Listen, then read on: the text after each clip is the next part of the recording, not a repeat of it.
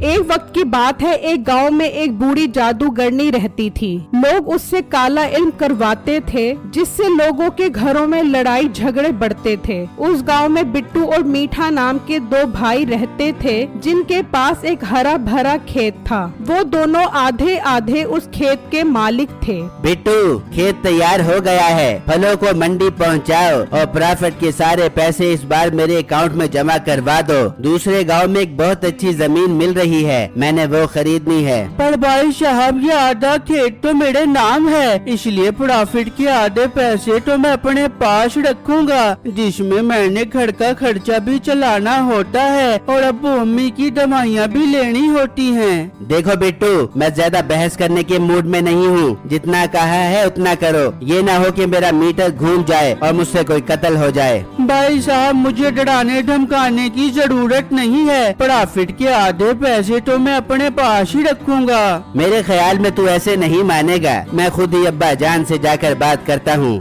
پھر میٹھا اپنے باپ کے پاس جاتا ہے اور انہیں سارا پروفٹ اپنے پاس رکھنے کا کہتا ہے۔ میٹھے، یہ تو کیا بات کر رہا ہے؟ تم دونوں کی آدھی آدھی زمین ہے، تو اس کے منافع پر کیوں نظر رکھے ہوئے ہے؟ بٹو نے ہماری دوائیاں اور گھر کا خرچہ بھی انہی پیسوں سے چلانا ہوتا ہے۔ ابو جان، اگر ایسی بات ہے تو ساری زمین میرے نام کر دو، میں آپ کی دوائیاں اور گھر کا خرچہ بھی خود ہی چلا لوں گا۔